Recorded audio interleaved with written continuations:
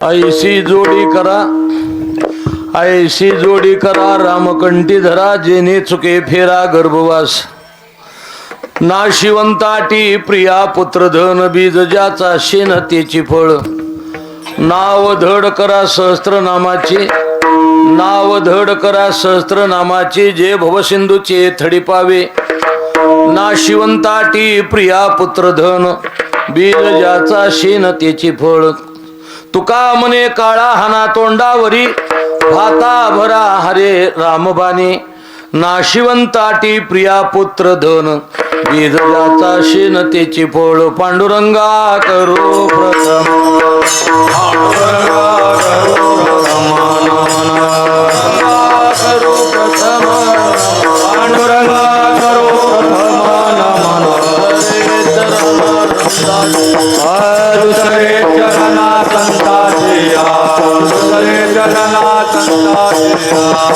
कृपादाने कथेचा विस्तार, कथेचा विस्तार, कृपादाने कथेचा विस्तार, कृपादाने कथेचा विस्तार. बाबाजी सद्गुरु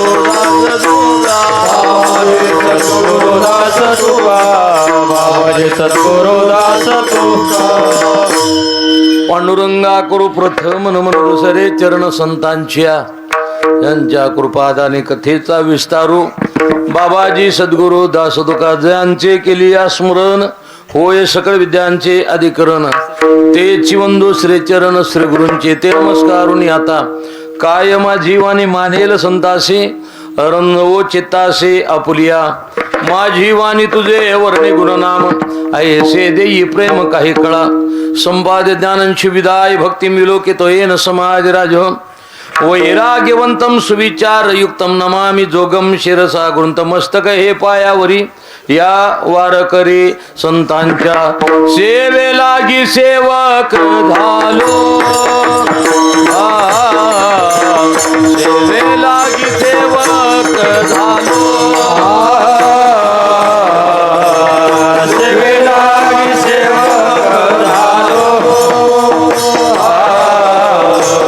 सेवे लागी सेवक झालो.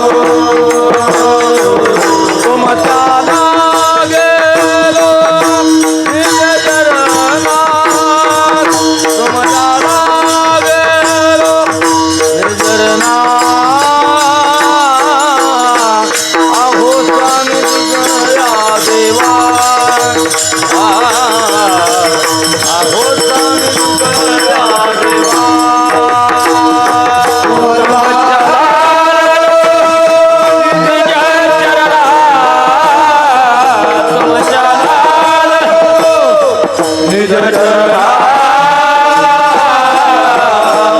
अहो स्वामी तुझया देवा, अहो स्वामी तुझया देवा.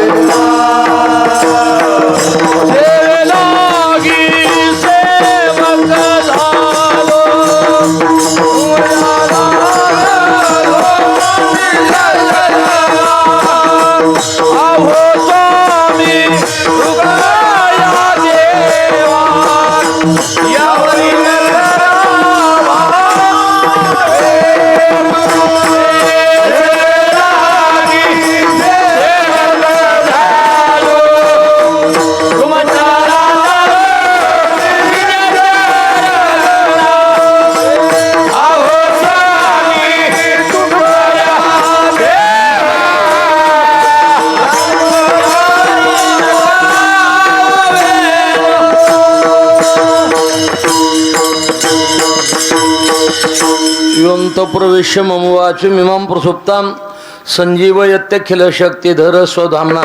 अन्यंशहस्त चरण श्रवणत्वगादीन, प्राणा नमो भगवते पुरुषाय तुभ्यं. ऐशी जोडी करा, रामकंठी धरा, जेने चुके फेरा गर्भवास. नाशिवंताटी प्रिया पुत्र धन, बीज ज्याचा शेनतेची फळ. प्रस्तुत कीर्तन रूपी सेवे करता घेतलेला अभंग संत श्रेष्ठ जगद्गुरु तुकोबाराय यांचा चार चरणाचा मार्मिक असा अभंग आहे. अभंगावर चिंतन करत असताना ज्यांच्या पुण्यस्मरणाच्या निमित्तानं ही असणारी उत्सव आहे, त्याच्यामधील माझी असणारी ही चिंतन सेवा या ठिकाणी घडते. तुका म्हणे मज न घडता सेवा पूर्व पुण्य ठेवा, ओढवला वैकुंठवाशी रंगनाथ महाराज यांच्या पुण्यस्मरणाच्या निमित्तानं हा उत्सव या ठिकाणी घडतोय. संत महात्मे साधू जात असतात, पण कीर्तीनं मात्र साधू महात्मे त्या ठिकाणी पाठीमागे राहत असतात. आमचे वैकुंठवाशी गुरुदेव विठ्ठल बाबा घुले आमचे बॉम्ब म्हणत असतात, संत महात्मे शरीराने जरी गेले तरी कीर्तीनं मात्र संत महात्मे पाठीमागे त्या ठिकाणी राहत असतात. एक गोष्ट लक्षात घ्यायची, यांचा पुण्यस्मरण सोहळा का करायचा, तर याचा अर्थ असा आहे, त्यांचं पुण्यस्मरण केलं की आपल्या जीवनामध्ये आपल्याला पुण्य मिळतं आणि त्या ठिकाणी असलेलं पाप त्या ठिकाणी जातं. पुण्यवंत व्हावे घेता. आणि शेवटच्या प्रमाणामध्ये तुका म्हणे पापेन जाती संताची या झेपे. गुरुदेव मारुती बाबांचा एक शब्द आहे, जर यदा कदाचित संत महात्म्याचं पुण्यस्मरण नाही केलं तर त्यांचं काही बिघडत नाही, पण आपलं बिघडल्याशिवाय राहत नाही. या दृष्टिकोनातून या गोष्टी कराव्या लागतात. माझे सहकारी आमचे माऊली महाराजांमुळे या ठिकाणी येण्याचा योग प्राप्त झाला. शेवटपर्यंत वाटत होतं येतोच का नाही की, कारण थोडे काही अडचण निर्माण झाली आणि या ठिकाणी येण्याचा योग प्राप्त झाला. मला परंपरा दोन आहेत. एक वारकरी फडकरीची परंपरा 340 वर्षाची, म्हणजे ज्ञानोबा तुकोबाराचा पालखी सोहळा निघाला त्यावेळीपासूनची परंपरा आणि तुकोबारावर 3 क्रमांकाची दिंडी.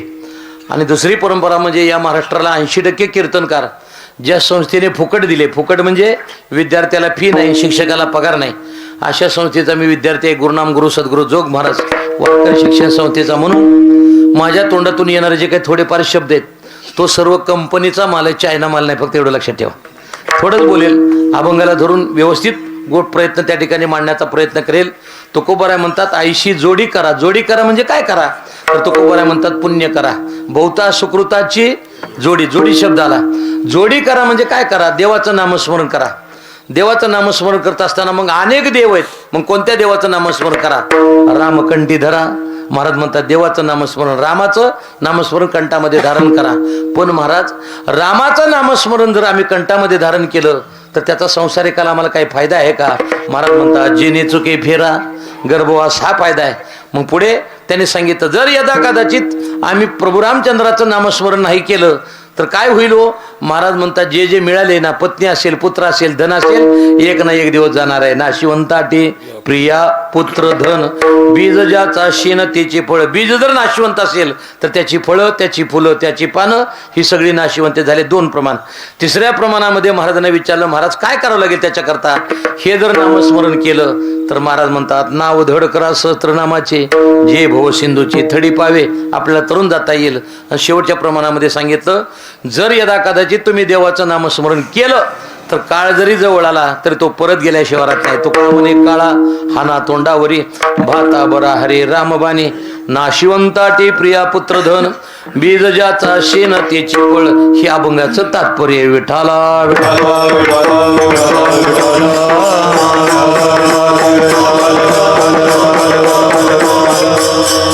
हा परिसर म्हणजे वैकुंठवाशी रामकृष्ण भाऊ, वैकुंठवाशी भगवान भाऊ. ही जे पाहिलं आपण जर पाहिलं तर हे सर्व जे मंडळी दिसतात ना, याला काय म्हणायचं माहिती का, आमच्या भाषेमध्ये सांगतो याला खानदानिक टाळकरी म्हणायचं. खानदानिक टाळकरी. आता टाळकरी गायक वादक झालेत महाराज. आता एखाद्याला चाल म्हणा म्हटलं बघा ना, आता ते सहजासहजी चाल म्हणली बघा, ते सहज चाल म्हणून गेले सहज. तर बघा तुम्ही नैसर्गिक हे जीवन आहे. हां, देवानं काय केले माहिती आहे का, काही जणाला आवाज दिलाय पण पाठांतर दिलं नाही, काही जणाला पाठांतर दिले तर आवाज दिला नाही, काही जणाला आवाजही दिला नाही पाठांतरही दिला नाही. आता 1 वर्ष गाजलं असा खोटा मारून ठेवलाय असं म्हणायचं थोडक्यात आपल्या भाषेत. असू द्या. या प्रकारानं काही प्रत्येकाला, काही जणाला लक्ष्मी प्राप्त आहे पण सरस्वती नाही, काही जणाला सरस्वती पण लक्ष्मी नाही, पण काही जणाला मात्र दोन्ही गोष्टी त्या ठिकाणी असतात. आणि या प्रकारानं महाराज म्हणतात देवाचं नामस्मरण केलं की पुण्य होतं आणि देवाच्या नामस्मरणानं पाप जातं. काही साधनं केली की पुण्य होतं पण पाप जात नाही. काही साधनानं पाप जातं पण पुण्य होत नाही, आणि काही साधनानं पापही जात नाही आणि त्या ठिकाणी पुण्य होत नाही. पण वारकरी संप्रदायामध्ये असं एक साधन आहे की त्याच्या योगानं पुण्यही होतं आणि त्याच्या योगानं पापही जातं. पुण्याची गणना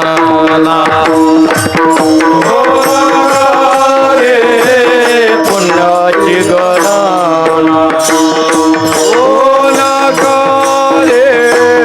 पुण्याची गणना पुण्याची गणना. हे हरी मुखे म्हणा, हरी मुखे म्हणा,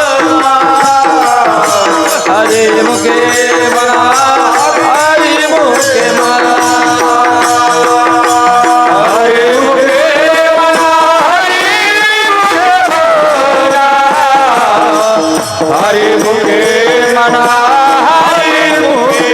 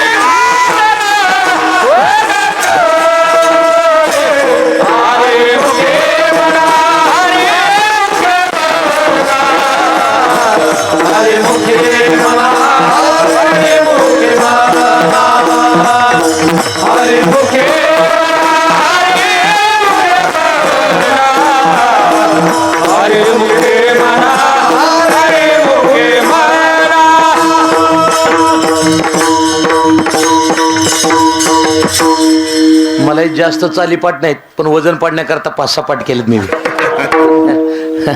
आमच्या वारकरी फडकऱ्याचं भजन 4 ते 5 तास भजन असतं. किती तास? 5 तास भजन असतं. त्याच्यामध्ये सुंदर ते ध्यानला झालेली चाल हे चिदान देगा देवापर्यंत 200-250 चाली होणार पण डबल चाल ऐकायला भेटणार नाही.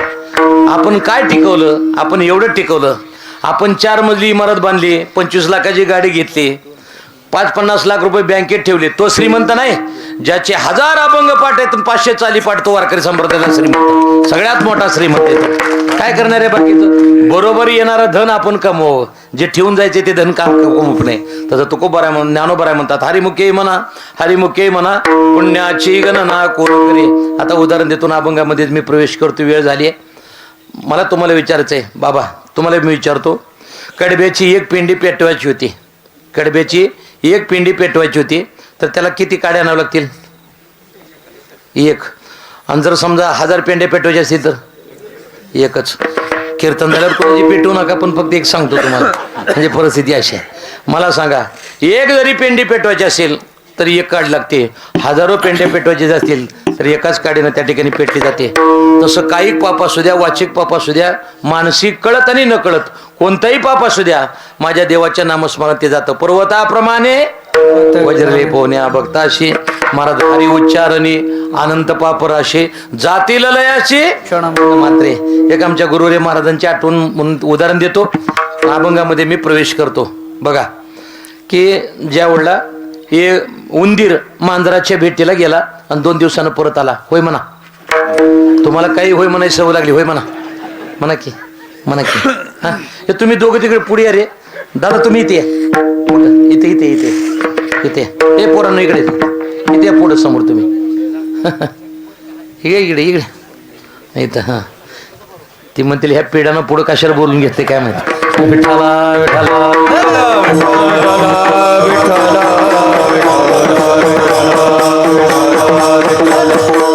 उंदीर मांजराच्या भेटीला गेला, परत आला का रे? परत नाही आला. पुढे मीठ पाण्याच्या भेटीला गेलं, परत आलं का? नाही आलं. पुढे आपण जर विचार जर केला, साप मुंगसाच्या भेटीला गेला आणि 2 दिवसानं परत आला. होय? नाही. आता गोड प्रमाणे म्हणा. महाराज त्या ठिकाणी म्हणतात कापूर अग्नीच्या भेटीला गेला आणि 4 दिवसानं परत आला. कापुराचे वाती उजळलेल्या ज्योती ठाईच समाप्ती. या प्रकाराने महाराज म्हणतात कापूर आणि अग्नी एकमेकाच्या जवळ आला रे आला की त्या ठिकाणी कापूर समाप्त होतो. या प्रकारानं त्या ठिकाणी ज्ञानोबराय जगद्गुरु तुकोबराय सारखे संत महात्मे उत्तर देत असतात. मग काय करायचं? काही मग महाराज म्हणतात माझ्या देवाचं नामस्मरण केलं की त्या ठिकाणी त्याचं पाप समाप्त होतं. मग जगात देवाची जर अनेक नावं असतील तर आम्ही कोणत्या देवाचं नाव घ्यावं? महाराज म्हणतात रामाचं घेतलं तर जमेल, कृष्णाचं घेतलं तर जमेल, विठ्ठलाचं घेतलं तर जमेल, केशवाचं घेतलं राम कृष्ण हरी विठ्ठल केशवा मंत्र हा जपावा सर्व काळ. आपण देवाचं नामस्मरण केलं की त्याचा फायदा 100% त्या ठिकाणी होतो. मग महाराजांना विचारलं देवाचं नामस्मरण करताना कसं करायचं, कोणत्या ठिकाणी करायचं? आता मी तुम्हाला सर्वांना विचारतो, महाराष्ट्रामध्ये किती जिल्हे आहेत? किती जिल्हे? 36 जिल्हे. 36 जिल्ह्यामध्ये कोणत्या जिल्ह्याची भाषा शुद्ध आहे? माऊली हां बघा, म्हणजे आता मला कीर्तनाला बोलून सोलापूर जिल्ह्यातून आणि मला दडदडीत म्हणतात की पुणे जिल्हा, ठीक आहे ना? माझं म्हणा ना सोलापूर जिल्हा, काय बिघडते का काय? आहे का नाही? आमची MH13 गाडी बघितली तरी RTO गाडी अडवत नाहीत का? पिसाळ्याच्या नादी लागावच कोणी. आमचं MH13 पासिंग जरी बघितलं तर लोक जवळ येत नाहीत, पोलीस RTO सुद्धा. आता उदाहरण देतो, आणि ही चाल म्हणत असताना माझे बंधू हरिभक्तीपरायण दादा महाराज शिरवळकरांची चाल आहे. आता मला तेवढे काही स्वरात येत नाही पण जोरात म्हणतो कमीत कमी. बघा तुम्ही, गोड चाल आहे, गोल. की एका व्यक्तीला तुकोबरायला विचारलं, म्हणले महाराज देवाचं नामस्मरण उभा राहून केलं तर जमेल का? तुकोबराय म्हणले करा ना. दुसरी व्यक्ती आली, त्यानं विचारलं महाराज देवाचं नामस्मरण मांडी घालून केलं तर जमल का? तुकोबराय म्हणले करा ना. तिसरी व्यक्ती आली आणि त्याने सांगितलं आमची सोलापूरची शुद्ध भाषा सांगतो तुम्हाला. ती म्हणला महाराज देवाचं नामस्मरण लवंडून केलं तर जमल का? आमची ही शुद्ध भाषा सुद्धा. तुकोबराय म्हणले करा ना, करा ना. मग त्याच्याकरता प्रमाण द्या. कोणतं द्या? निजल्याने गाता उभा नारायण, निजल्याने गाता उभा नारायण, निजल्याने गाता उभा नारायण, निजल्याने गाता उभा नारायण, वैसल्या कीर्तन करिता डोले, वैसल्या कीर्तन करिता डोले, वैसल्या कीर्तन करिता डोले, वैसल्या कीर्तन करिता डोले, निजल्याने गाता उभा नारायण, निजल्याने गाता उभा नारायण, निजल्याने गाता उभा नारायण,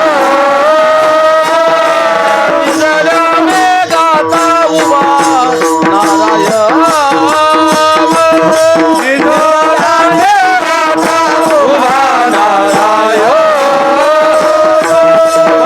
वैसल्या कीर्तन करिता डोले, वैसल्या कीर्तन करिता डोले,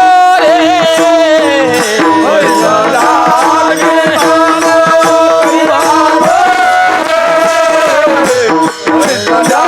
कीर्तन करिता डोले, वैसल्या कीर्तन करिता डोले,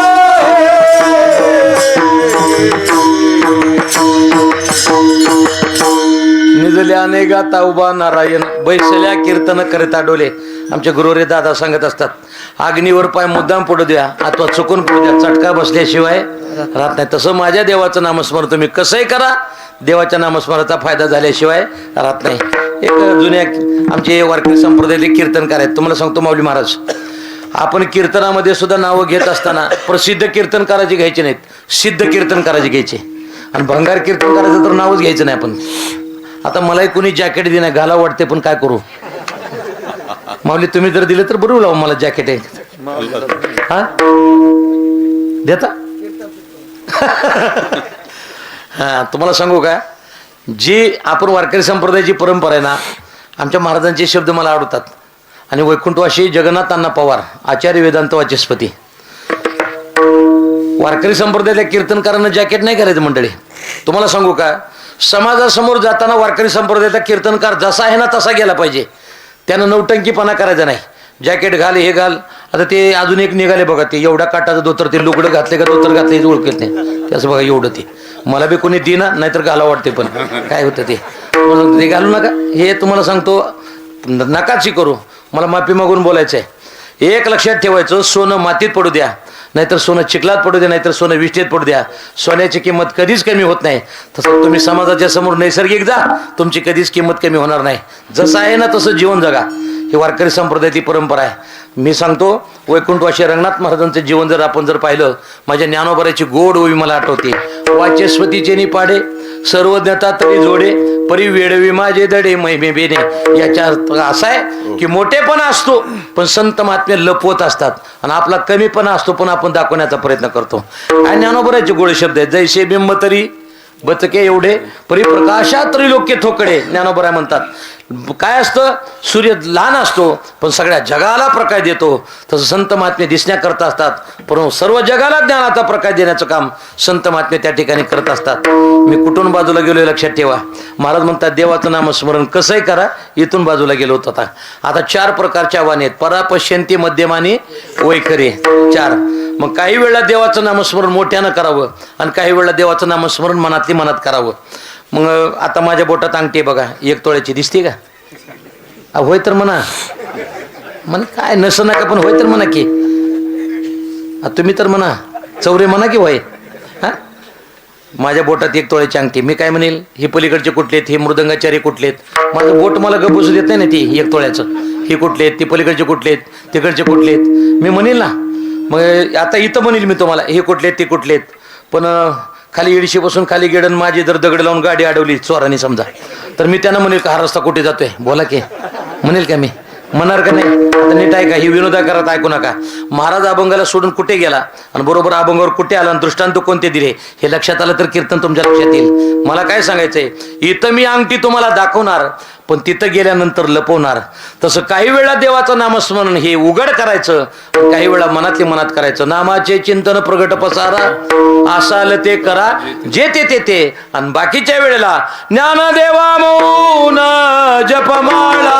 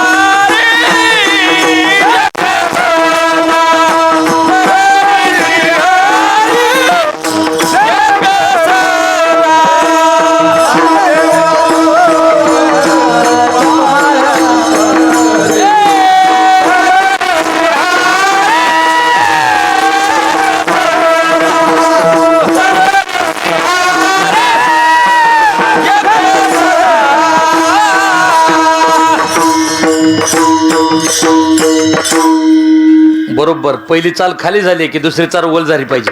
त्याच्यावर कसं, सरपंच झाला की पंचायत समितीचा सभापती, सभापती झाला की जिल्हा परिषद अध्यक्ष, जिल्हा परिषद अध्यक्ष झाला की आमदारकी, आमदारकी झाली खासदारकी, नाहीतर बऱ्याच वेळा माऊली असं होतं, मी पुन्हा येईल मुख्यमंत्री पुन्हा उपमुख्यमंत्री होतं. असं असं होतं. आणि मला बी अशी सवय काय लागली, देशमुख असल्यामुळे अधूनमधून झटका येतो मला बी असा.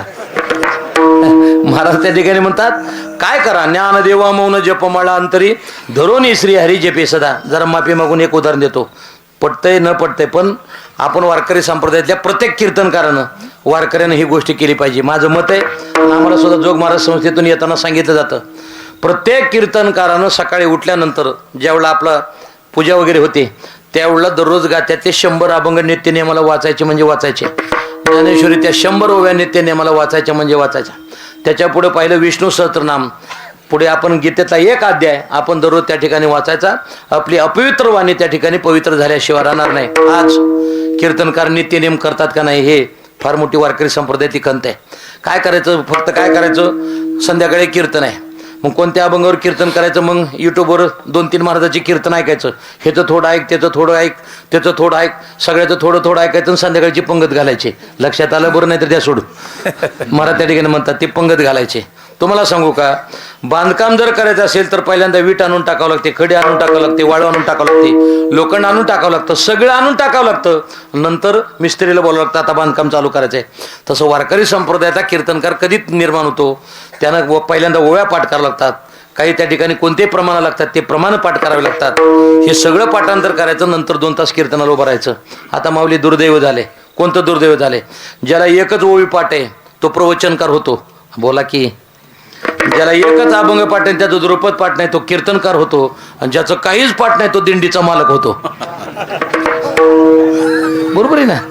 आता 50% कीर्तन दिंडीचे मालक दिंडीत चालत नाही. तुमचं काय मत आहे? 50% दिंडीचे मालक दिंडीत चालत नाहीत. आम्ही सांगून ठेवलंय, सकाळी निघाली दिंडी, दिंडीपासून दुपारी 12 वाजेपर्यंत मी चालेल, पुन्हा 12 पासून 6-6:30 वाजेपर्यंत पोरांना चालायचं.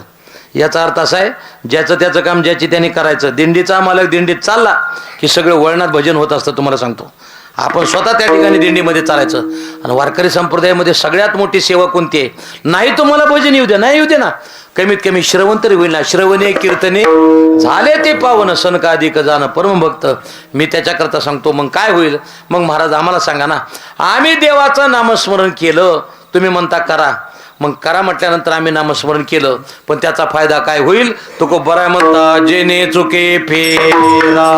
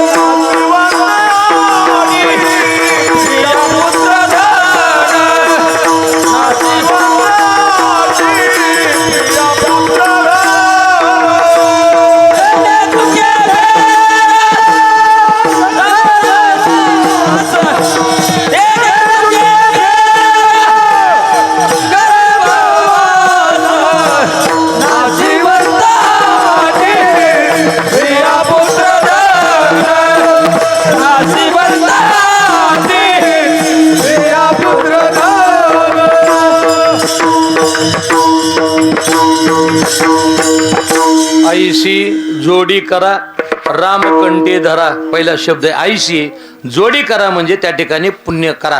काही शुद्ध पुण्य आहे आणि काही अशुद्ध पुण्य आहे. तुम्ही म्हणाल काय, एकीकडं त्या ठिकाणी नामस्मरण करणं चालू आहे आणि दुसरीकडे पाप करणं चालू आहे, तर त्याचा उपयोग त्या ठिकाणी होत नाही.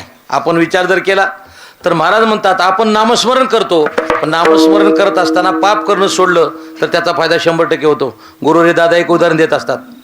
ज्यावेळेला शेष आजारी पडला, आणि शेष आजारी पडल्यानंतर काय करायचं, आता कोणाकडे जायचं? धन्वंतरीकडे गेले आणि त्यावेळेला त्याने सांगितलं शेष आजारी पडलाय, मग त्याला औषध द्या. त्यानं काय केलं, औषध दिलं.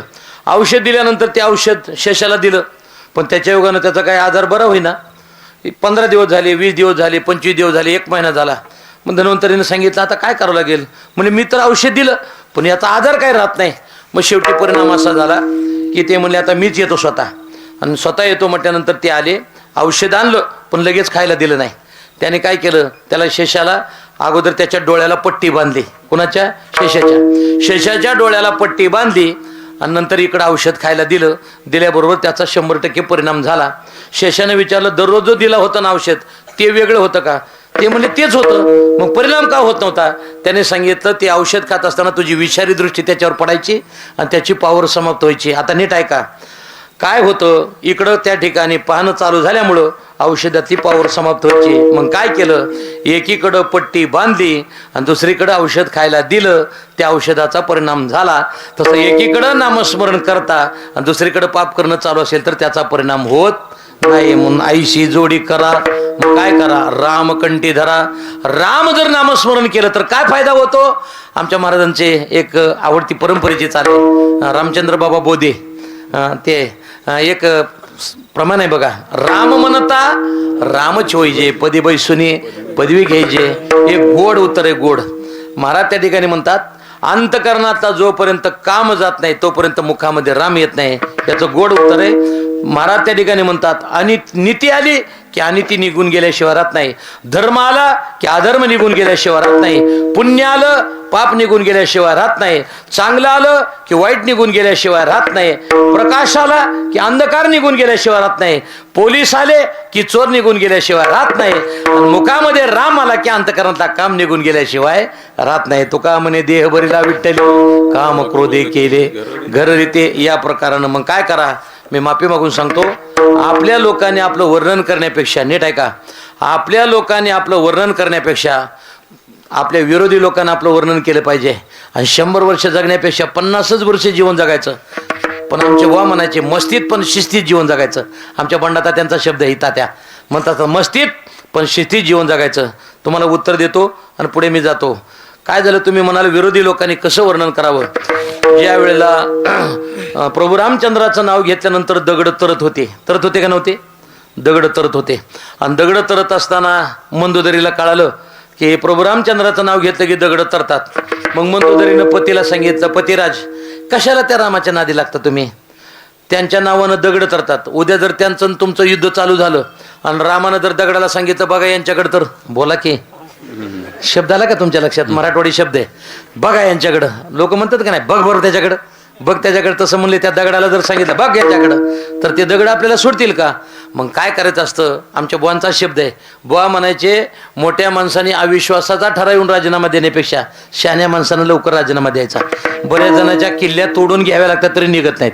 तुमच्या लक्षात येतं का? बघा, हां, त्या प्रकारानं काय करायचं? तर ते म्हणले, असं करा ना, कशाला युद्ध करता त्या रामाबरोबर? मग त्यावेळेला रावणानं सांगितलं, मंदोदरी तुला कुणी सांगितलं त्याच्याकडे ताकद आहे, माझ्याकडे सुद्धा ताकद नाही का? महाविकास आघाडी करू, महायुती करू, पण सगळ्या लोकांना पाडू ना आपण. तुम्हाला सांगतो माऊली महाराज, ही तर पाठीमागं बसलेले लय श्रीमंत आहेत बघ, ही मुख्यमंत्र्याच्या लाडक्या बहिणी ती सगळ्या बसलेल्या. हां, तुम्हाला एक सांगतो, मी कोणत्या सरकारच्या विरोधात तर नाही, मला काही घेणं देणं नाही, पण माझी स्वतःची तळमळे, मी शेतकरी म्हणून मी तुम्हाला सांगतो, विचार करा, 1,500 आणि 2,000 रुपये देऊन काय फायदा होणार आहे मला सांगा ना. आज जर या आपण विचार केला, मराठवाड्यामध्ये 8 जिल्हे आहेत आणि मराठवाड्यातल्या 8 जिल्ह्यामध्ये बीड जिल्ह्यामध्ये, एकट्या बीड जिल्ह्यामध्ये 2200 शेतकऱ्यांनी आत्महत्या केल्यात. बोला की, 2200 शेतकऱ्यांनी आत्महत्या केल्या. साधी गोष्ट आहे का मला सांगा? माझी तुम्हाला विनंती शेतकऱ्याला, ह्या कीर्तनामधून एक गोष्ट करा, आपण कसले आपल्याला त्या ठिकाणी कर्ज उद्या काय उद्या आपल्या जवळच्या नातेवाईकाला बोला, आपल्या मित्राला बोला, पण आत्महत्या कधी करू नाही करायची मंडळी. ज्याने कोटी कोटी रुपयाचे घोटाळे केले ते महामूर्ख बाहेर फिरायला लागलेत. आपल्याला कर्ज असून किती आहे? आपल्याला सोसायटीचं कर्ज असेल 1 लाख 2 लाख, लयत लय मोठं असलं तर 5 लाख रुपये. फक्त एक काम करायचं, माझी तुम्हाला विनंती आहे, मार्च महिन्यामध्ये आळंदीला तरी 1 महिना पळून जायचं, नाही तर पंढरपूरला तरी. का नवजुनं करायचं असतं, जायचं पळून तिकडं, पुन्हा जे होईल ते होईल.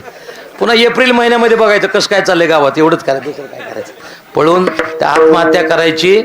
आपले वयोवृद्ध आई वडील, आपली असणारी पत्नी, आपले असणारे लहान लेकरं आधार म्हणून कोणाला बघणार मला सांगा ना, कोणाला बघणार हे लक्षात घ्या. म्हणून गेलेलं शरीर न शरीरम पुनः पुनः पुनर्वित्तम पुनर्मित्रम पुनर्भार्या पुनर्मयी एतत् सर्व पुनर्लभ्यम न शरीरम पुनः पुन्हा पुन्हा पुन्हा शरीर हे त्या ठिकाणी मिळत नाही.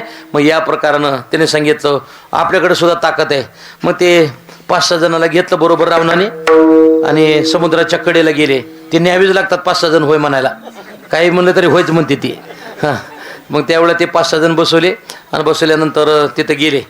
मोठा दगड त्या रावणानं घेतला आणि पाण्यात सोडला. पुन्हा देखत ह्या 5-6 देखत सोडल्यानंतर तो दगड तरला. काहीतरी पुटपुटल्यासारखं केलं आणि दगड सोडला. दगड सोडल्याबरोबर ते म्हणले तरला का नाही रे? ते म्हणले हो साहेब तरला. चला चला म्हणले. आता चला म्हटल्यानंतर गेले घरी. मंदोदरीनं विचारलं काय झालं? ते म्हणले विचारा ना दगड तरला का नाही? ते 5-6 जण म्हणले आम्ही बघितलं की स्वतः तरलेला दगड. मग ते गेले. होय म्हणणारे गेले ना, किती वेळ थांबणार? ते निघून गेल्याबरोबर मंदोदरीने विचारलं की का हो दगड तरला म्हणतात ते खरं आहे का? ते म्हणले खरं आहे की. मग ते कसं काय तरला? ते मला तू कोणाला सांगत नसशील तर मी तुला सांगतो. ते म्हणले कोणाला सांगणार नाही, फक्त मला सांगा. सांगा म्हटल्यानंतर ती म्हणला मी तो दगड घेतला हातात आणि त्या ठिकाणी दगड सोडताना त्या दगडाला सांगितलं अजिबात बुडायचं नाही, तुला रामाची शपथ आहे. मी कशा करता सांगतो, विरोधी लोकांना रामाचं नाव घेतलं का नाही, हे वारकरी संप्रदायाची परंपरा आहे. आपल्या लोकांनी आपलं वर्णन करण्यापेक्षा विरोधी लोकांनी आपलं वर्णन केलं पाहिजे, हे महत्वाचं आहे. तसं आईशी जोडी करा राम कंठी धरा. कंठामध्ये त्या देवाचं कंठी धरेला कृष्ण म्हणे अवगाजने प्रकाश. या प्रकारानं देवाचं नामस्मरण करा. आईशी जोडी करा राम कंठी धरा. मग महाराज म्हणतात जेने चुके फेरा गर्भवास. माझ्या तुकोबराचं गोड प्रमाण आहे बघा. तुकोबराय म्हणतात काही वेळेला तुकोबराने सांगितलं अरे या गर्भवासामध्ये किती दुःख आहे, एवढं दुःख आहे, एवढं दुःख आहे, एवढं दुःख आहे. विठाला विठाला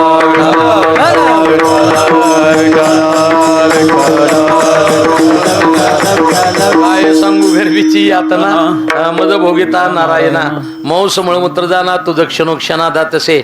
मग तुकोबराय जर गर्भवासाचं दुःख सांगत असेल तर ते तुकोबराय सांगतात तो कामने गर्भवास तो कामने गर्भवास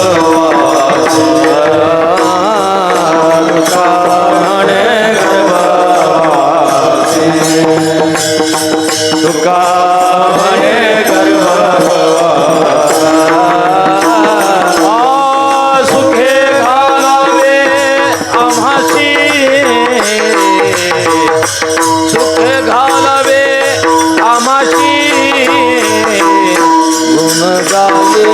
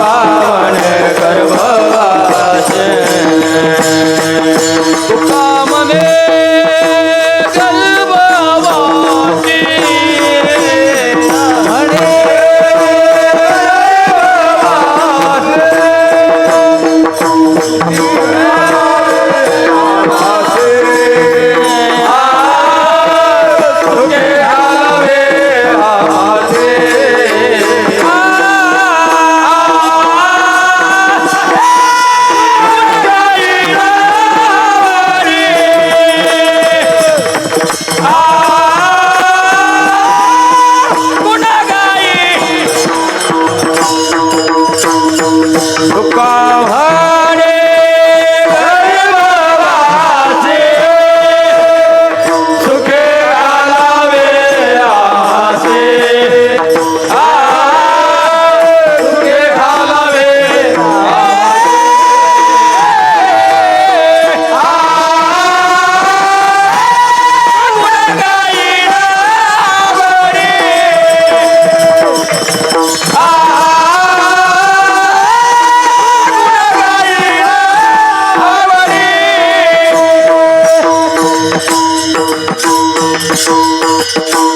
सांगा बरं, ही भजनाचा आनंद किती पैसे दिल्यानंतर मिळेल आपल्याला सांगा बरं. तुका म्हणे गाजे वैकुंठे 16 तुका म्हणे येते भजन प्रमाण काय थोरपण जाळावे ते. कीर्तनापेक्षा सुद्धा भजनाला आनंद जास्त आहे, पण ते भजन करता आलं पाहिजे. आता बऱ्याच जणाला चाली म्हणले की ती चाली म्हणतात, पण ते कशात चालीचे ती दाखवतात मी अशा चालीचा आहे. महाराज तो काय म्हणे गर्भवासी सुके घालावे आमाशे. मी आता 2 उत्तर दिले होते. एक उत्तर काय सांगू गर्भीची यातना म्हणजे गर्भवास आहे म्हणतात. एकीकडे म्हणतात की आम्हाला गर्भवासामध्ये घाला. मग तो कोबरायचं हे खरं का ते खरं, तर त्याचं उत्तर देतो. काय झालं इथं मी ह्याच्याजवळ गाव आहे बघा एक धनगरी बोरगाव आहे ना ती धनेश्वरी का. मग तिथं मी जाताना त्याच्याजवळ एक गाव आहे व कोतळा आम्ही मधून गेलो होतो कोतळा. मग मी आता काय झालं इथं थोडं काम होतं डोकीला म्हणून मी इकडून जावं म्हणलं. गेलो जाताना माझी गाडी तिथं अडवल्याबरोबर ड्रायव्हर नसल्यामुळे ते बेल्ट वगैरे लावलेला नव्हता. मी चौकदाराला म्हणलं चौकदार थांबा तुम्ही. मग मी आलो समोर. मी 100% विचार केला मला आता आपल्याला कमीत कमी 1-1.5 हजार रुपये तर दंड होणार. पण माऊली या हातानं आपण कधी कोणाला दिलेलं नाही. हा बोला की आता काय अवघड झालं म्हणलं आता काय करायचं. मग उतरलो गाडीच्या खाली हे पटलं सगळ्याला. मग उतरलो खाली. चौकदारला म्हणलं तुम्ही काय उतरू नका. उतरलो खाली. मी त्या 2-3 म्हणलं जय हरी. ती म्हणजे जय हरी. आता माझ्या लक्षात आलं आपण बेल्ट लावलेलं नाही. हे 100% आपल्याला 1,500-2,000 रुपये मागणार. मी उतरल्याबरोबर अगोदर म्हणलं साहेब एक काम करायचं आषाढी कार्तिकीला कधी पंढरपूरला ड्युटी असते का. म्हणले असते की महाराज.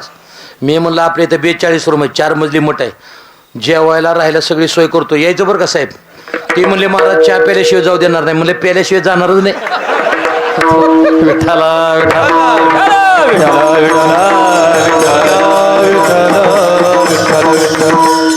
इथं उत्तर आहे का हे विनोदावर नेऊ नका. मला उत्तर द्यायचे तुम्हाला. तिकडून गाडी आली का इकडून तिकडं गाडी चालली तर गाडीवाल्याला भीती वाटते. पण कधी भीती वाटते त्यानं जर गाडीचा इन्शुरन्स भरलेला नसेल गाडीचे कागदपत्र नसतील बरोबर आहे ना लायसन नसेल तर त्याला RTOची भीती आहे. पण ज्याच्याकडे त्यानं इन्शुरन्स भरलेला आहे गाडीचे कागदपत्र आहेत लायसन आहे त्याला मात्र RTOची भीती नाही. असं महाराज म्हणतात ज्याला देवाचंच नामस्मरण करायचंय त्याला गर्भवासाची भीती नाही.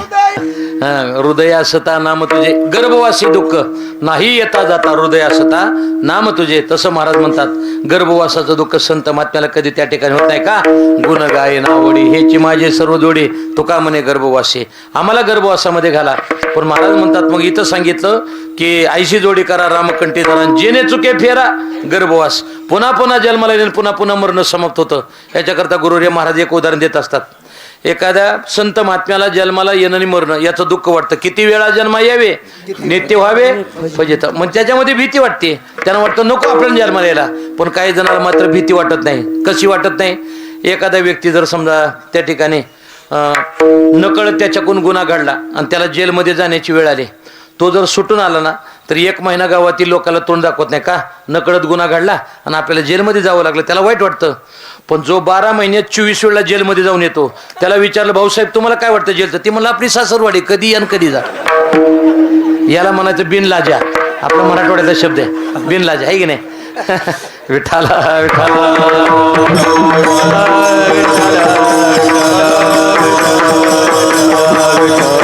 तसं संत महात्म्याला जन्माला येणं मरणं त्याचं दुःख होतं. पण आपल्याला मात्र त्याचं दुःख होत नाही. मग दुःख जन्माला येणं खंडित कधी होतं तर महाराजांनी गोड उदाहरण दिलं. महाराज त्या ठिकाणी म्हणतात संत महात्मे पाप करीत नाहीत. नीट आहे का.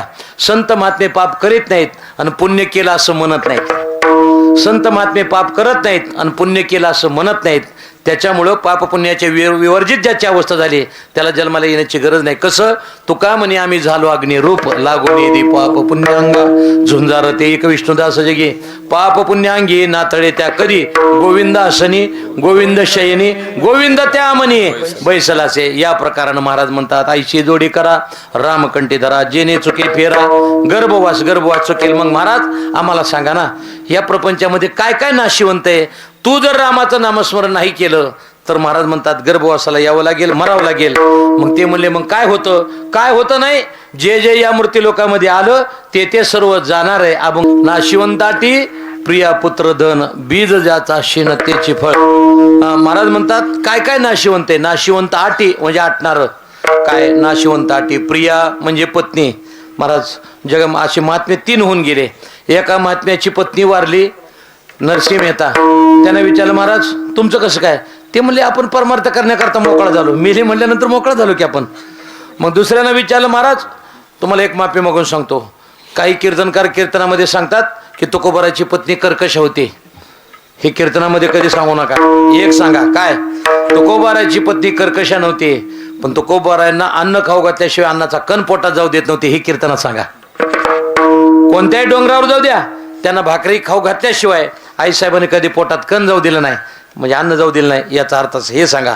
नाथ महाराजांची पत्नी मात्र परमार्थाला अनुकूल होते. ते म्हणजे मला आनंद झाला. धन्य ते संसारी दयावंत जे अंतरी, ते उपकारासाठी आले घरच्या वैकुंठी. आमचे गुरुरे महाराज दादा एक उदाहरण देत असतात. दादा उदाहरण देतात की काय झालं, एक जणानं जवळजवळ 35 ते 40 वर्ष लग्नच केलं नाही. लग्न केलं नाही म्हणजे मिळालं नाही. आणि मग ते परिस्थिती अशी, मग ते आलं जमून आल्यानंतर मित्रांनं सांगितलं आम्हाला एक माहिती पत्ता. ते मग जमल्यानंतर ती मुलगी घरात आल्यानंतर ती सारखं द्यायला म्हणायचे, मी तुला माकडच करीन. तिला चेटूक येत होतं, तुला माकडच करीन, मी तुला हेच करीन ते करीन. ते 2-3 महिन्यानं मित्राची गाठ पडली. ती मला काय अवघडच झालं म्हणलं हे. ती मला कधी म्हणते की तुम्हाला मंत्रानं हेच करीन, तुम्हाला तेच करीन. मला काय करावं आता. ते मला असं करा, आता ही पहिली आहे ना, तुला दुसरी एक मुलगी मला, तिला बंगाली विद्या येते, तिच्याबरोबर लग्न करतो. ती मला आता हिनच फजिती केली, आता ती कशाला. ती मला असू दे म्हटल्यानंतर मग तिच्यावर लग्न केलं. ती आली जेवढा घरात, नीट ऐकायचं झालं. आणि आल्यानंतर परिणाम असं झालं की काय करावं लागतं, तिच्याबरोबर लग्न केलं. ती घरात आली की ती तर म्हणायला लागली, तुम्हाला तर वेगवेगळ्या प्रकाराने ती म्हणायची, तुम्हाला हे करील, तुम्हाला ते करील, तुम्हाला ते करील. ती म्हणलं आता तर फजित झाली. ती म्हणली असं करा, मी तुम्हाला तांदूळ देते. काय तांदूळ दिल्यानंतर आमच्या दोघीच्या अंगावर टाकायचे. ती होईल काळी घार, मी होईल पांढरी घार. पुन्हा थोडे तांदूळ शिल्लक ठेवायचे. मग काय करायचं, काठी घ्यायची, तिला मारून टाकायची. पुन्हा माझ्या अंगावर त्या टाकले की पुन्हा जशाला तशी मी पहिली होईल. मग त्यानं केलं, दोघीच्या अंगावर टाकलं. एक झाली काळी घार, एक झाली पांढरी घार. तेव्हापासून मन पडली प्रपंचामध्ये तुझं काळं पांढरं कर म्हणून, असं म्हणतो बा. विठाला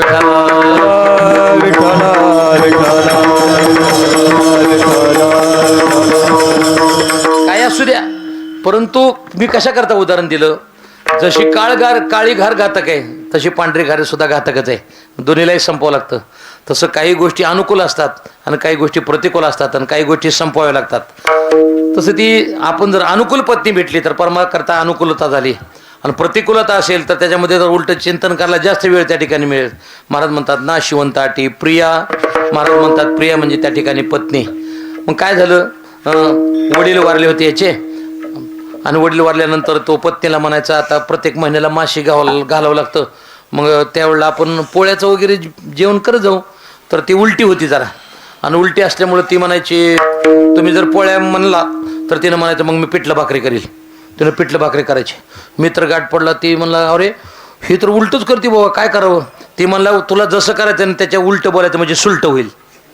ती मला कसं करायचं, तू एक काम करायचं, वर्ष श्राद्धाच्या वेळेला तू एवढंच म्हणायचं, तू आता म्हणला ना पुरणपोळी करायची तर ती पिठलं भाकरी करते, मग तू म्हणायचं तुमच्या सासऱ्याच्या पुण्यतिथीला, ह्याच्या वडिलाच्या म्हणलं नाही, ते तुमच्या सासऱ्याच्या पुण्यतिथीला मला वाटते बहुतेक तुझ्याकडचेच नातेवाईक बोलवावे, माझे कुणीच नको. बोला की.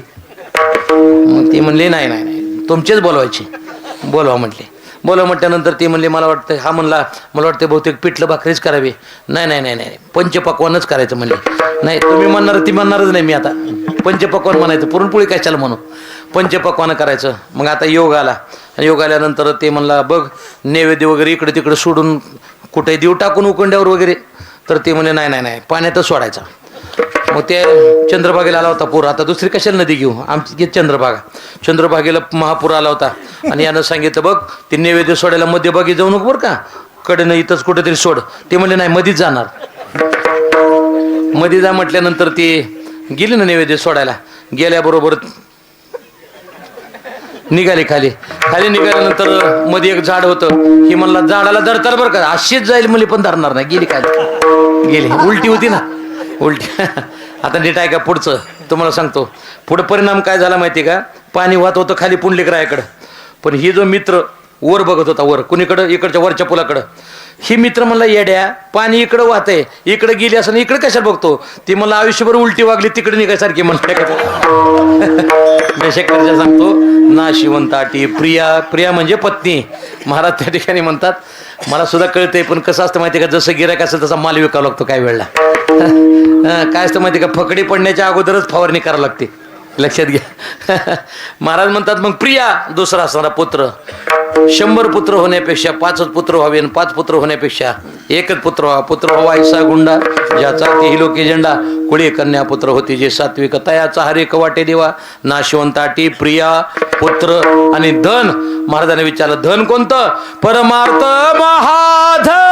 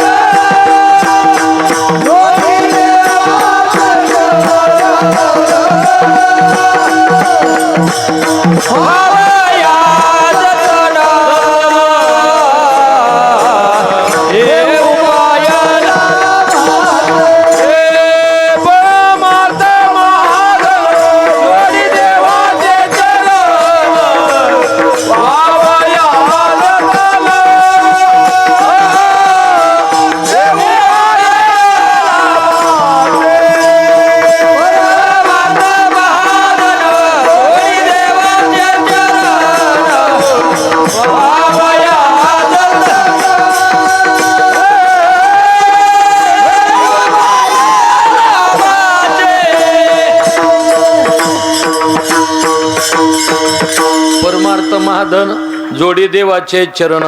मला ही आवड. आपल्या वारकरी संप्रदायाचं सगळ्यात मोठं ऐश्वर्य आहे. टाळ ठेवत असताना फळावर जर तुम्ही आलात तर स्वतंत्र गाद्या आहेत. कशा करता? टाळा करता.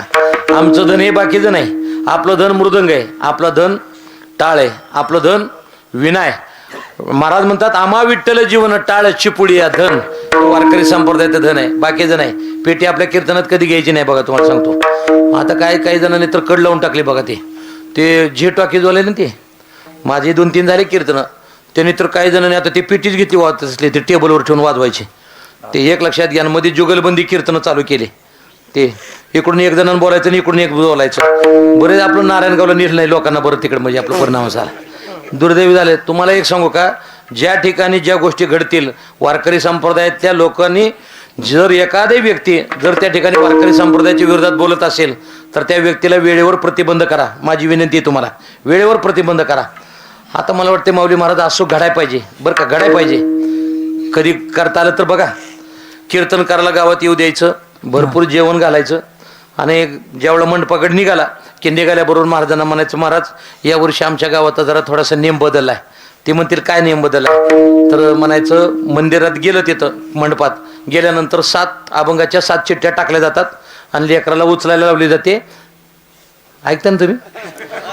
आणि लेकराला उचलायला लावायची आणि तो अभंग जो येईल तो कीर्तन करणार घ्यायचा आणि त्याच्यावर कीर्तन. तुम्हाला सांगतो नाही आडरानं पळून गेलं तर डोळ्याकडे बोला. कशात आलंय तुम्हाला सांगतो. शर्ट फाटतंय म्हणून टेलरचा धंदा चाललाय, दाढी वाढते म्हणून न्हाव्याचा धंदा चाललाय, गाडगं फुटतंय म्हणून कुंभाराचा धंदा चाललाय. आणि तुम्हाला सांगू का, आम्ही सांगितलेलं तुम्ही विसरताय म्हणून तुम्हाला काय धंदा म्हणायचा काय? एक लक्षात घ्या. म्हणजे ह्या गोष्टी आहेत. महाराज म्हणतात परमार्थ महाधन जोडे देवाचे चरण. बाकीचं धन हे नाशिवंत आहे, पण परमार्थातलं धन मात्र अविनाशी आहे. म्हणून हे सत्वगुणी वाद्य आहेत. टाळ मृदंग विना हे सत्वगुणी वाद्य. लावणी मृदंग श्रुती टाळ घोष शेव ब्रह्मरस आवडीने या प्रकाराने हे वाद्य. म्हणून महाराज त्या ठिकाणी म्हणतात हे धन फक्त आपण त्या ठिकाणी सांभाळा. या प्रकाराने म्हणा नाशिवंताटी प्रिया पुत्र धन. पुढे बीज ज्याचा शीन त्याची फळ. बीज जर नाशिवंत असेल तर त्याची फळं, त्याची फुलं, त्याची पानं ही सगळं त्याचे नाशिवंत आहे. बीज आणि फळ हरीचे नाम सकळ पुण्य सकळ धर्म सकळ कळांचे वर्म निवारे श्रम सकळे. बीज जर नाशिवंत महाराज म्हणतात त्याची फळं फुलं त्या ठिकाणी नाशिवंत आहेत. या प्रकारानं महाराज म्हणतात नाशिवंताटी प्रिया पुत्र धन. बीज ज्याचा शीन. शीन कोणता होतो? महाराज म्हणतात भाग गेला शीन गेला, बाग गेला शीन गेला, बाग गेला शीन गेला, बाग गेला शीन गेला.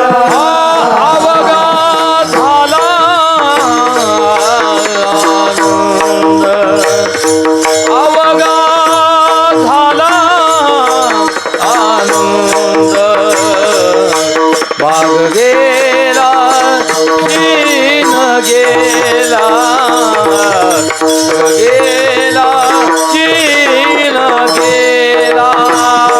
अवघाला आनंद हे अवघाला आनंद भाग गेला चीन गेला भाग गेला.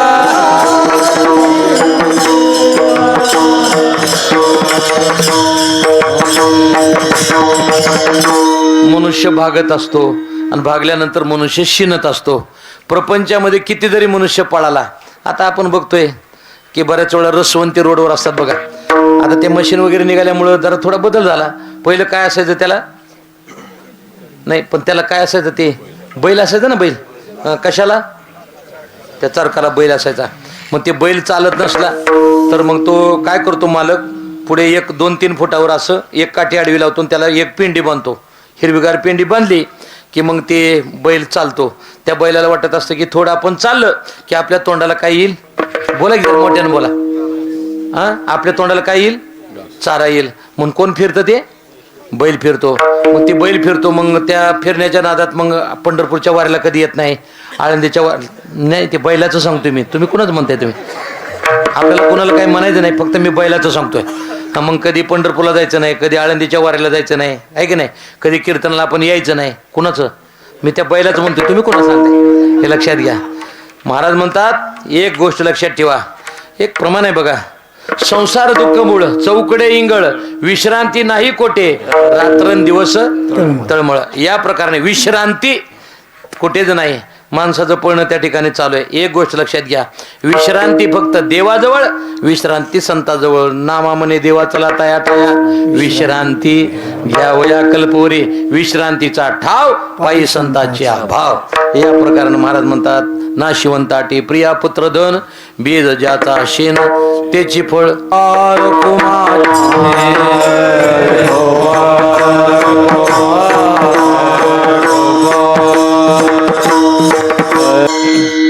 नाशिवंताटी प्रिया पुत्र धन बीज ज्याचा शेन त्याची फळ. महाराज त्या ठिकाणी म्हणतात सर्व हे नाशिवंत. या मृत्यू लोकामध्ये जो आला त्याला एक ना एक दिवस जायचंय. कुणी लवकर जाईल, कुणी उशिरा जाईल, पण प्रत्येकाचं जाणं हे त्या ठिकाणी निश्चित आहे. का उपजे ते नाशे नाशिले ते पुनरपी दिसे, हे घटिका इंद्रदिसे परिभ्रमेगा, उपजल्या पिंडा मरण सांगा ते मरते उपजते सवेचे ते. या प्रकाराने यायचंय आणि एक ना एक दिवस आपल्याला निघून जायचंय. कसं काय करतो आत्मा, जीर्ण झालेलं शरीर टाकून देतो, नवीन धारण करतो. जसं आपण शरीर त्या ठिकाणी वस्त्र जीर्ण झालं की जैसे जीर्ण वस्त्र सांडीजे मग नूतन वेडेजे तैसे देहांतरा ते स्वीकारीजे चैतन्य नाते. या प्रकारानं महाराज म्हणतात नाशिवंताटी प्रिया पुत्र धन बीज ज्याचा शेण त्याचे फळ. मग महाराज आम्ही काय करायचं, महाराज म्हणतात पहिल्याच चरणामध्ये आम्ही तुम्हाला सांगितलं ना, रामाला कंठामध्ये धारण करा, पुन्हा पुन्हा जन्माला येणं मरण समाप्त होईल. जर तुम्ही तसं नाही केलं तर हे सर्व नाशिवंत आहे. मग याच्याकरता काय करावं लागेल, नावधड करा सहस्रनामाचे, नावधड करा सहस्रनामा, नावधड करा सहस्रनामाचे, नावधड करा सहस्रनामाचे.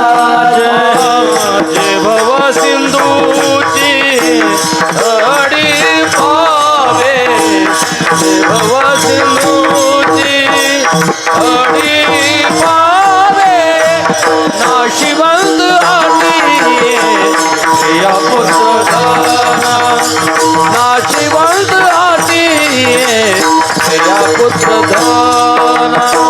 जय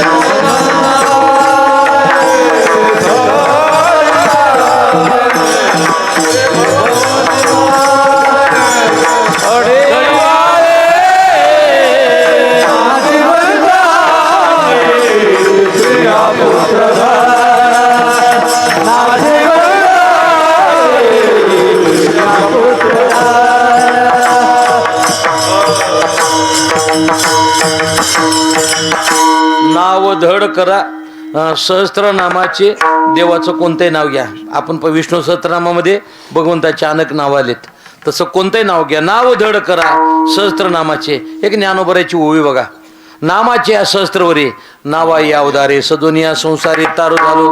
भूतकाळामध्ये तरले, वर्तमान काळामध्ये तरतात, भविष्य काळामध्ये तरत राहतील. तरले तरते हा भरवसा, नामधारकाचा ठसा. पण कोण तरुण गेलं, ज्ञानोबराय सांगतात येत एकच लीला तरले जे सर्व भावे मज भजले. जे माझ्याकडे आले ना ते तरुण गेले, माझे पाय सोडून जे बाजूला चरण सोडून गेले ते मात्र कुठे गेले माहिती नाहीत. एक आमच्या पंढरपूरमध्ये मनोहर महाराज ठाकरे म्हणून एक व्यक्ती होऊन गेले. वारकरी संप्रदायामध्ये गोड कीर्तन करायचे. त्यांचं एक आठवण म्हणून मी सहज एक उदाहरण देतो. मासे धरणारी व्यक्ती असते ना ती जाळं टाकते बघा, आणि जाळं टाकल्यानंतर काय होतं, जाळं टाकलं की समोर जे मासे आहेत ना ते जाळ्यात सापडतात, पण मासे धरणाऱ्याच्या पायाजवळ जे मासे येतात ना ते मासे जाळ्यात सापडत नाहीत. तसं देवाच्या चरणाजवळ जे आले ते तरुण गेले, आणि इकडे जे बाजूला सुटून गेले ते मात्र भवसागरामधून कुठे गेले, बुडाले तयाचा. ते कुठे गेले आपल्याला माहिती नाही. मग काय करा, देवाच्या चरणाजवळ जा. या प्रकारानं नाव धड करा सहस्त्रनामाचे. एक उदाहरण दिलं जातं, नावही चांगली असावी लागते आणि नावाडी चांगला असावा लागतो. नाव चांगले नावाडी चांगला नसेल जमत नाही, नावाडी चांगला आहे पण नाव चांगले नाही जमत नाही. दोन्ही चांगलं असावं लागतं. माझा भगवंत काय करतो, अनेक जणाला त्या ठिकाणी कितीही मोठ्यातला पाप्यातला पापी असू द्या तरी सुद्धा त्या ठिकाणी नामस्मरणात तरला जातो. एक रामायणाचं उदाहरण देतो. रामायणामध्ये आपल्या मराठवाड्यामध्ये रामायण आहे की नाही, रामायणाचं उभं पीक आहे. उभं पीक म्हणजे ज्याला सांगता येतं ते बी सांगतं, ज्याला नाही सांगता येत ते बी सांगतं, याला उभं पीक म्हणायचं आहे की नाही. ते रेणापूर म्हणून आहे बघा, लातूर जिल्ह्यामध्ये तालुका एक रेणापूर. त्या रेणापूरला माझं शक्तीचं कीर्तन होतं. त्या रेणापूरमध्ये त्या तालुक्यामध्ये अशी परंपरा आहे, एखाद्यानं ओवी वाचली की वाचल्यानंतर सांगणाऱ्याला जर अर्थ नाही सांगता आला तर दुसरी ओवी वाचायची नाही, अशी माऊली परंपरा आहे तिकडं. त्यानं ती पहिली ओवी वाचली, सांगणाऱ्याला अर्थच सांगता येईना. मग ते काय करावं लागतं तुम्हाला सांगतो, वेळ जर मारून न्यायची असेल ना, आपल्या भाषेत दडपून न्यायचं असेल तर ते काय करायचं, मोठ्यानं चिरकायचं फक्त. मग ते वाचणाऱ्यानं ओवी वाचली आणि सांगणाऱ्याला काही सांगता येईना. ते काय म्हणलं माहिती का, हा प्रभू रामचंद्राला हेच म्हणायचंय, चला पुढं, चला चला चला पुढं चला. मग आता ते वाचणाऱ्यानं दुसरी ओवी वाचली. मग आता याला विचार पडला, आता पहिलं कसं तरी नेलं आपण, आता दुसरं काय करावं. ते काय म्हणलं माहिती का, प्रभू रामचंद्राने इथं तर खुटा मारला, चला पुढं. ती मला कुठेतरी मारतो किती तो, त्याची परिस्थिती अशी आहे. आणि तुम्हाला बघा, अजून बऱ्याच वेळा आपण जर पाहिलं, अभंग सोडत असताना आपण असा कसा सोडवला पाहिजे, प्रत्येक शब्दाचा अर्थ सांगत सांगत दृष्टांत देत देत अभंग जर सोडवला तर त्याची मजा वेगळी आहे. तुम्हाला सांगतो, आपण जरी पुढे निघून गेलं तर आपल्याला सुद्धा आनंद झाला पाहिजे की बाबा आपण अभंगावर बोललो. आज दुर्दैव झाले, अभंग तळ्यात आणि महाराज मळ्यात गाठच पडणं, दोघांची गाठच पडणं, हे दुर्दैव आहे. आपण एकच काम करायचं, 2 तास कीर्तन करायचं आणि त्याच्यापेक्षा 1.5 तास करा. आणि असं नाही म्हणायचं आपण की या वेळेला 2 प्रमाण सोडतो पुढच्या वर्षी 2, पण पुढच्या वर्षी मुख्यमंत्री पद देणार आहेत का तुला काय माहिती, ठीक आहे नाही. 4 प्रमाण सोडायचे सुटसुटीत मोकळ्या मनानं आणि बरोबर वेळेमध्ये कीर्तनाची सांगता करायची. तसं महाराज म्हणतात, नाव धड करा सहस्त्रनामाचे. रामायणाचं उदाहरण देतो. प्रभू रामचंद्राला वनवास होता किती वर्षाचा, बाबा जांभळ्या नका देऊ त्यांना, म्हणून तर उठवलं ह्यांना तिकडे तिकडे बसवलं. तुम्ही तर डीपीवरच आकडा टाकायला चालू केलाय. विठाला विठाला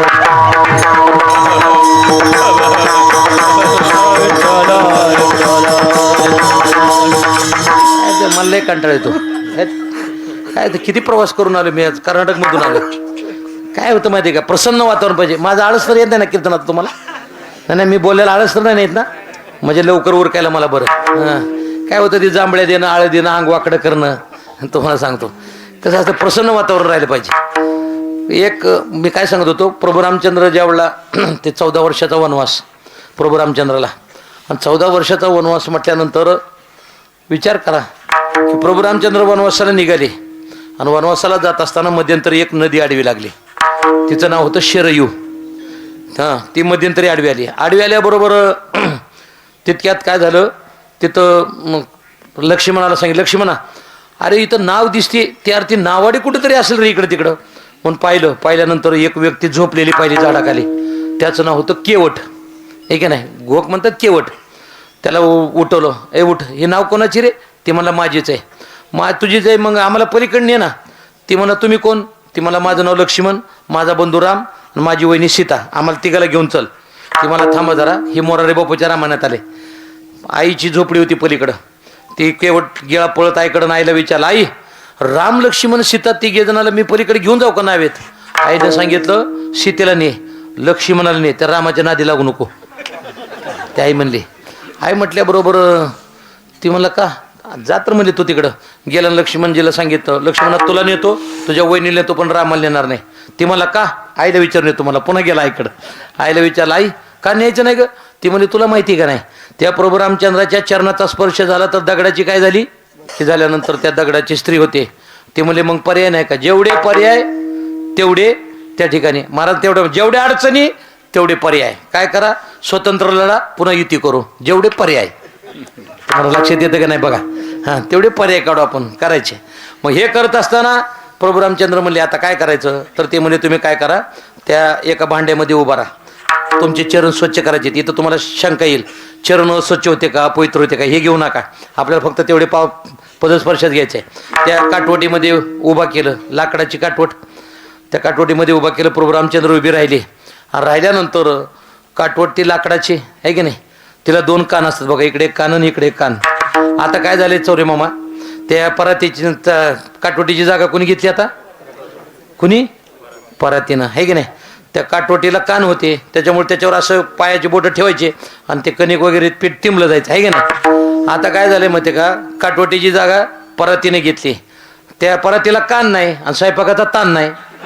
काय ताण आहे भाऊ, आहे की नाही? काय ताण आहे? हा या प्रकारानं प्रभू रामचंद्राचे चरण स्वच्छ केले नीट ऐका. आणि आता नावेमध्ये बसायचं. पुन्हा चरणाला त्या ठिकाणी रज लागेल ना. मग त्या केवटानं सांगितलं मी असा आडवा झोपतो, माझ्या अंगावर पाय द्यायचा, नावेमध्ये जाऊन बसायचं. नावेमध्ये जाऊन बसले. बसल्यानंतर नाव पलीकडे गेली, पलीकडून पुन्हा अलीकडे आली, अलीकडून पुन्हा पलीकडे गेली, पलीकडून पुन्हा अलीकडे आली. आल्याबरोबर ते केवटाला विचारलं, अरे उतरू दे ना मला, उतरू दे ना मला. उतरू दे म्हटल्यानंतर त्याने सांगितलं देवा तुला वनवास किती वर्षाचा आहे? ते म्हणजे 14 वर्षाचा. मग 14 वर्षाचा वनवास आहे म्हटल्यानंतर कुठेतरी वेळच घालवायची. गप बसा की 2-3 वर्ष बसा की 2-3 वर्ष. ते म्हणजे नाही बाबा मला उतरू दे. आता नीट ऐका जरा, माझं जी टॉकीजला योगी दुर्लभ तो मी देखील साजने महाराष्ट्रामध्ये सगळ्यात कीर्तन ते, त्याच्यामध्ये एक विषय सांगितलेला आहे. प्रभू रामचंद्र म्हणजे उतरू द्या. उतरले आणि उतरल्यानंतर आता इथं अभंगाचं 3रं प्रमाण सुटते बघा. प्रभू रामचंद्र उतरले, उतरल्यानंतर मोबदला काहीतरी द्यावा. मग सीतेला सांगितलं. प्रभू रामचंद्राजवळ तर काही नव्हतं, सीतेला खुणवलं, याने आपल्याला पलीकडून अलीकडे आणले, याचा मोबदला म्हणून काहीतरी दे. मग त्या अंगठी काढली देणार. तितक्यात त्या केवटानं सांगितलं प्रभू तुमचा आणि माझा धंदा एक आहे, एका धंद्यातल्या लोकांनी एकमेकाकडून मोबदला घ्यायचा नसतो. हां नसतो म्हटल्यानंतर लक्ष्मणाला राग आला ना. बऱ्याच लक्ष्मणाला राग येतो, तुम्हाला लक्षात येतं का नाही बघा. मग त्यावेळेला ते म्हणलं माझ्या दादाची बरोबरी करायला निघाला. म्हणलं तुझा त्याचा दादाचा धंदा कसं काय एक? त्यानं गोड उत्तर दिलं, गोड उत्तर. हे आयुष्यभर लक्षात ठेवायचं. त्याने सांगितलं सामान्य नावेमध्ये बसून पलीकडे अलीकडे आणायचं काम मी केलं, पण जन्म मरणाच्या भवसागरामधून तारून येणारा नावाडी कोण असेल तर प्रभू रामचंद्र आहे. लक्षात घ्या. या प्रकारनं मार नाव धड करा सहस्त्रनामाची.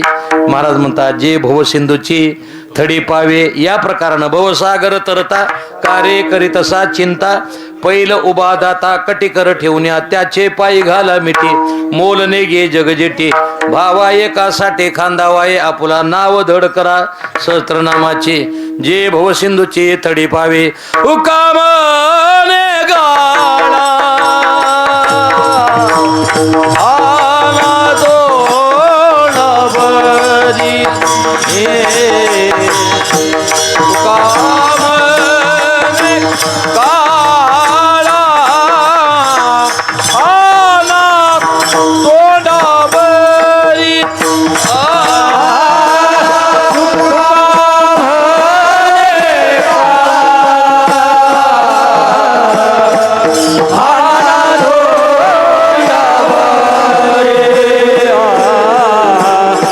Oh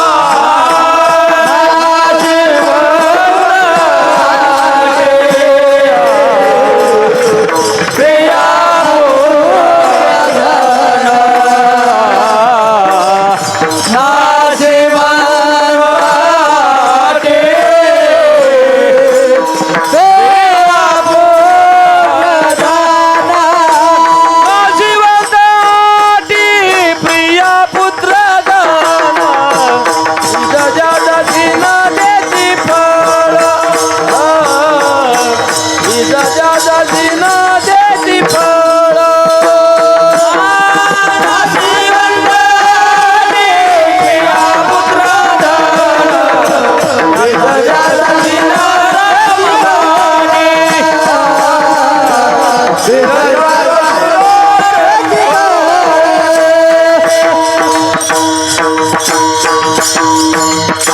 तुका म्हणे काळा हाना तोंडावरी भाता बरा हरे रामबाने.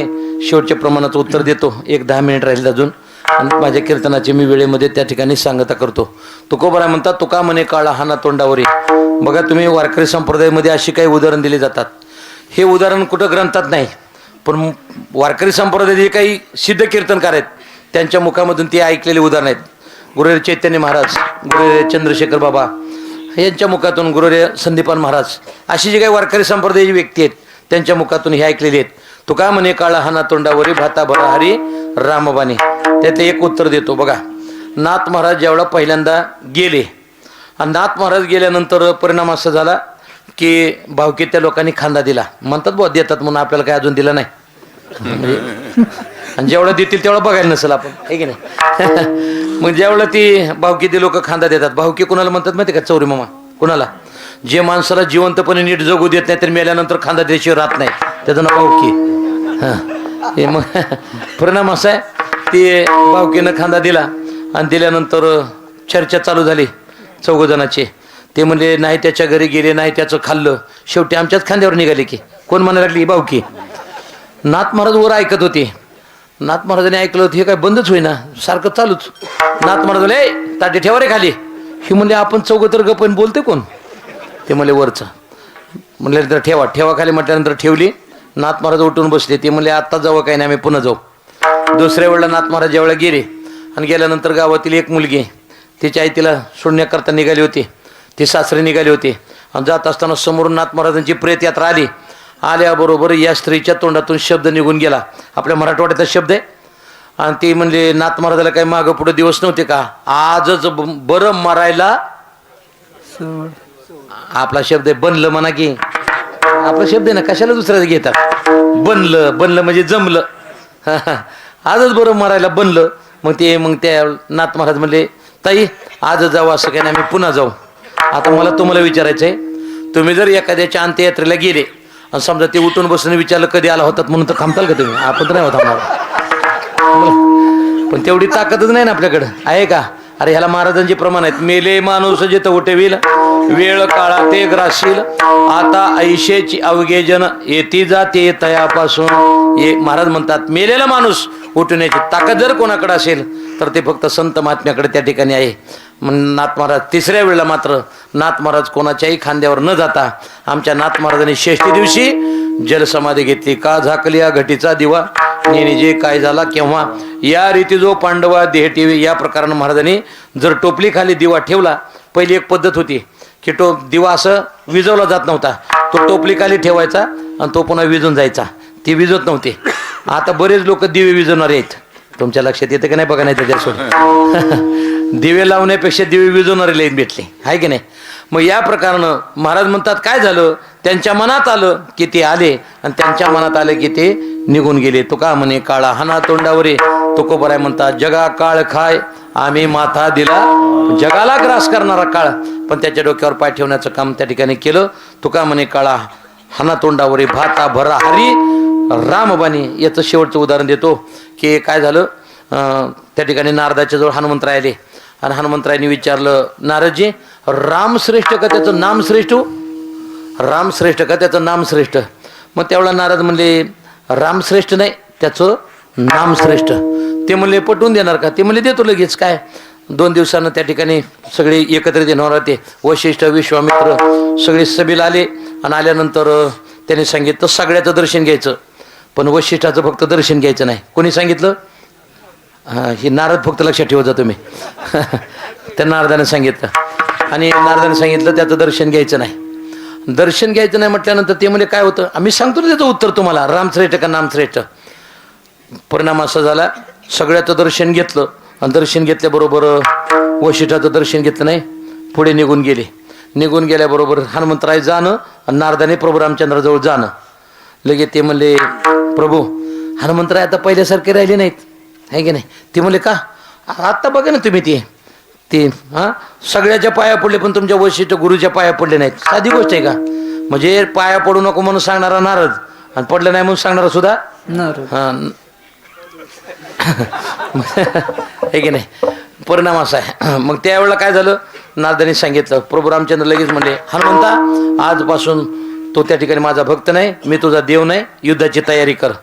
गेला हनुमंतराय घाबरून. आता प्रभू रामचंद्रावर युद्ध करायचं. प्रभू रामचंद्र ते हनुमंतराय उठले, नारदाकडे गेले. नारदाला सांगितलं नारदजी तुम्ही मला पाया पडू नका म्हटलं. तिकडे जाऊन त्यांना सांगितलं आता मी काय करू? ती म्हणले काय करायचं नाही. प्रभू रामचंद्र तिकडून बाण घेऊन आले की शेपटीचा गुंडाळा करायचा आणि त्या शेपटीवर बसायचं आणि फक्त एकच काम करायचं, एकच काम करायचं. प्रभू रामचंद्राचा तिकडून बाण आला रे आला. गोड भजन आहे. श्रीराम जय राम जय जय टाळी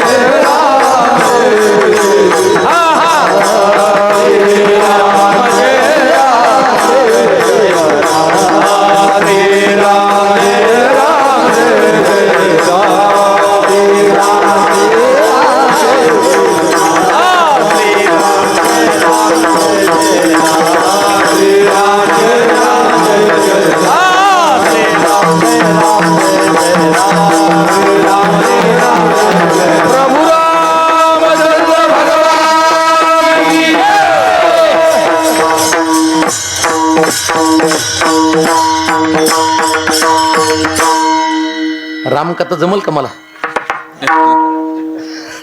श्रीराम जय जय राम पतित पावन सीताराम अवधपुरी के राजा राम. श्री इंदुरकर महाराजाला लोकांनी संपवलं. तुम्हाला काय सांगावं?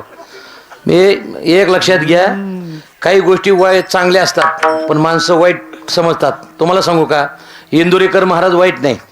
एक लक्षात घ्या, जे वाम मार्गाने जाणारे लोक होते तिकडे जाणारे ती लोक कीर्तनात आणायचं काम कोणी केलं? त्याने केलं. तुम्ही एक लक्षात घ्या. मला काय गोष्ट सांगतो, आज हे बाकीच्या गोष्टी आपण घ्यायच्या नाहीत. आता पाठीमागे सांगितलं की मुलीचं लग्न मोठं करू नका, बरं का माऊली, मुलीचं लग्न मोठं करू नका म्हणून सांगितलं. परिणाम असं झाला, लोकांनी अशा क्लिप सोडायला चालू केल्या. कोणत्या?